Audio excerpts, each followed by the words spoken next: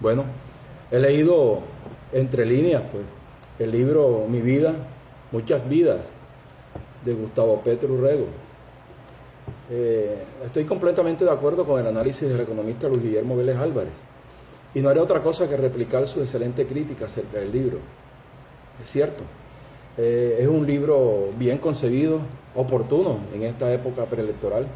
Sin embargo, al leerlo no es difícil concluir que se acomoda a conveniencia, mezclando trivialidades, pendejadas, con mentiras descaradas y sutiles, y rematando en su epílogo, en el final, con un concepto muy peligroso que todos deberíamos tener en cuenta antes de votar por este personaje.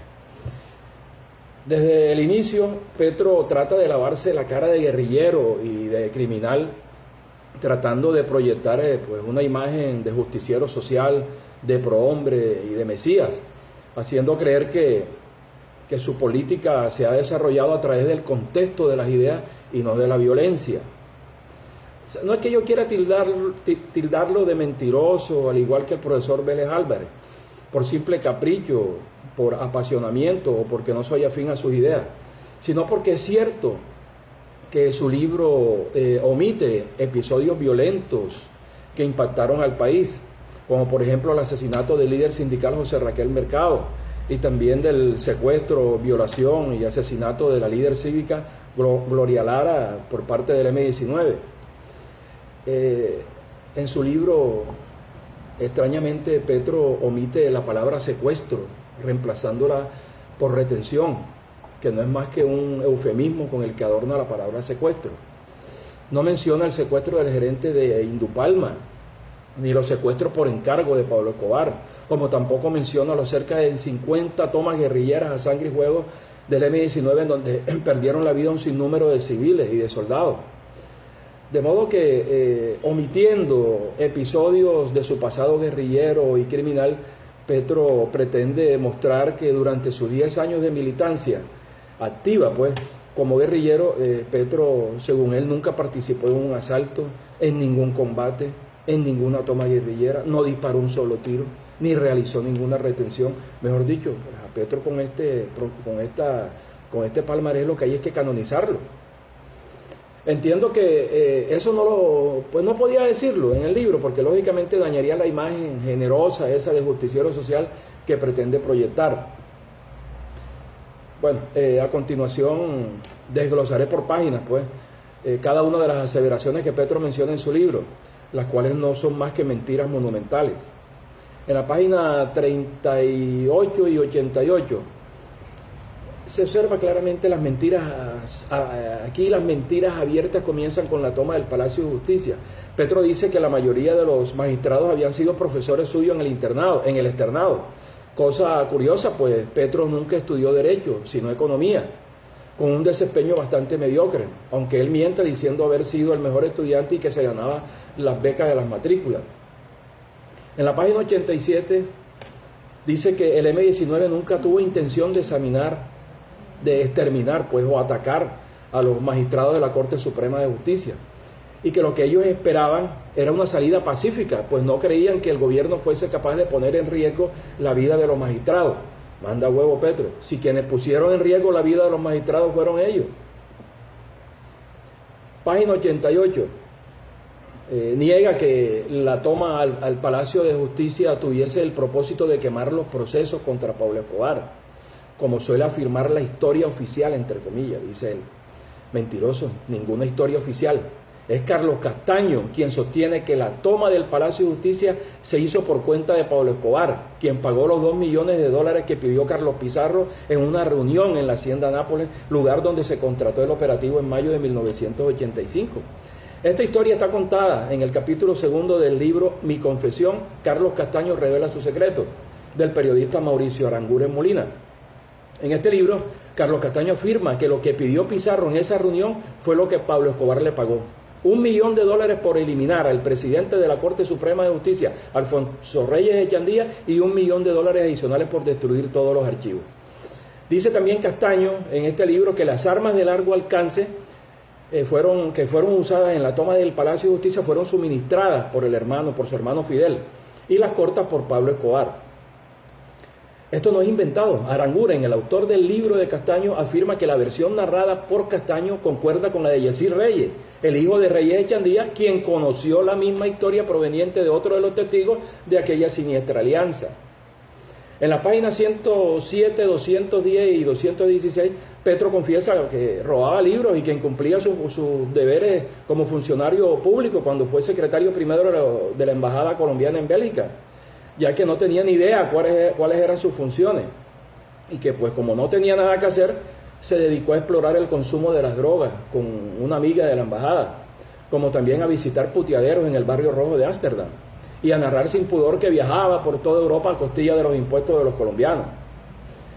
En las páginas 187, 264, 308 y 312, Petro habla de que todo el mundo lo traicionó, desde sus compañeros de armas como el Tuerto Gil hasta Navarro Gol, como también habla de la traición de Lucho Garzón, de Mocus, de Carlos Gaviria, de Carlos Moreno, de los Moreno Rojas y lo del Moir.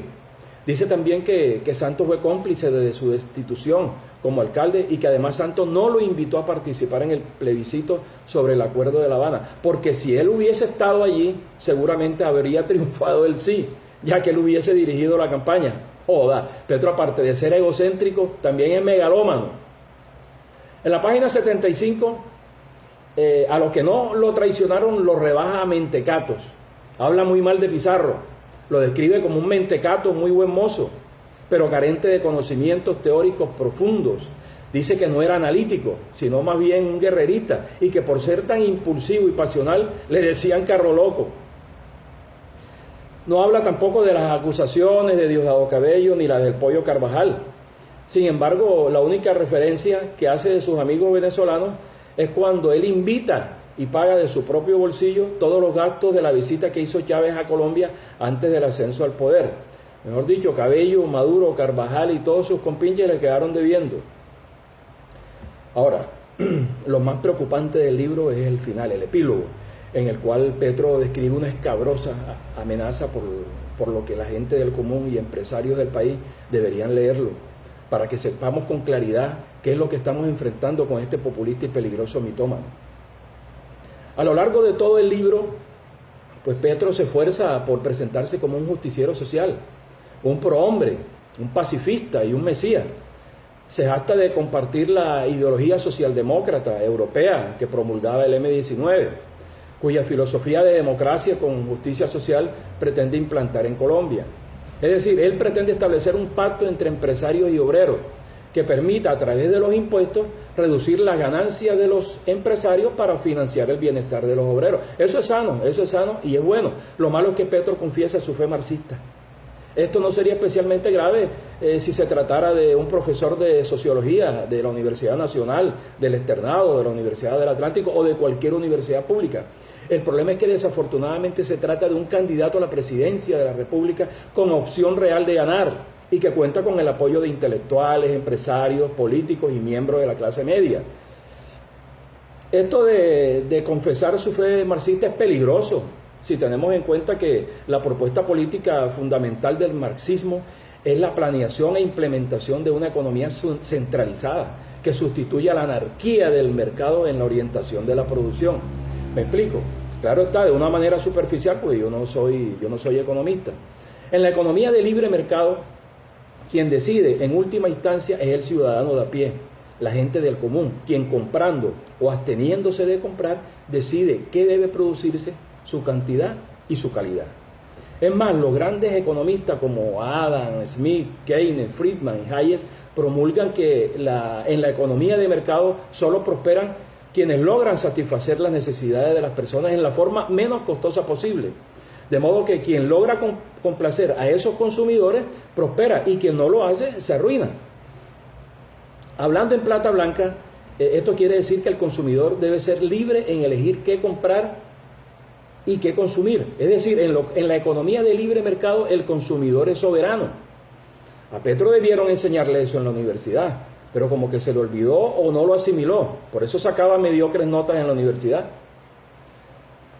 No obstante, en la página 211 y 335, aquí Petro pela el cobre y deja entrever su posición respecto al pensamiento económico a implantar en Colombia ante un eventual triunfo suyo como presidente. Es claro que Petro detesta al consumidor y a su libertad de elección. Para los consumidores, para él, pues los consumidores son seres grises, víctimas del capitalismo avanzado. Eso está aquí, eso lo dice él en la página 212. Abro comillas. Los consumidores son seres grises del capitalismo avanzado, quienes con sus estúpidas elecciones han llevado a la humanidad a la crisis ambiental. Cierro comillas. Por eso es necesario limitar su capacidad de elegir y hacer que se limiten a lo necesario. Abro comillas nuevamente, en la página 335 dice, para mí llegó la hora de empezar a producir solo cosas necesarias. Aquí está, mis queridos amigos, la proclama amenazante y peligrosa del candidato Petro, la cual pone en duda que comer carne pueda ser necesario. Por todos es sabido que el marxismo es una teoría económica que ha fracasado en los países en donde se ha logrado implementar, ya que lo único que ha dejado son millones de personas en la miseria, en la frustración y en el desarraigo. Sin embargo, el marxismo subsiste peligrosamente en el pensamiento petrista. A decir verdad, Petro es un intelectual indescifrable, porque a pesar de ser un economista con altas calificaciones, según él, y prolífico lector de grandes filósofos y sociólogos como Foucault, Deleuze, Hegel, etc., está en el terreno de la economía al mismo nivel que Chávez, al mismo nivel de Maduro, de Evo y del peruano Castillo. La verdad es que no lo entiendo, porque con sus ínfulas de prohombre, de justiciero social y pacificador, Petro debería proponer políticas económicas de avanzada que muestren un nivel superior al mostrado por esos gobernantes. Esto que estoy diciendo es lo que se ha tratado desde su último libro, sin sesgo, sin partidismo, sin odio, sin resentimiento y sin pretender convencer a nadie. Esto pueden corroborarlo ustedes leyendo detenidamente su libro. Ahora, Petro en su libro no dice claramente que va a expropiar, pero su fe marxista puede llevar a una debacle económica similar a la de Cuba, Venezuela, Nicaragua y otros tantos países cuyos gobernantes optaron por darle un vuelco a la economía de mercado. Soy un convencido de que el socialismo es una farsa, porque perversamente propende pues por defender a los pobres, sin embargo paradójicamente multiplica a los pobres. Y una vez que crea más pobres, los iguala a todos en la miseria, los esclaviza, los convierte en rehenes y a la postre termina decidiendo qué es lo que van a comer. Me da muchísima pena con los furibundos seguidores, con los seguidores de Petro, pero Dios nos coja confesados si logra ser presidente de Colombia y logra implantar su obsoleta y ruinosa propuesta económica totalitaria.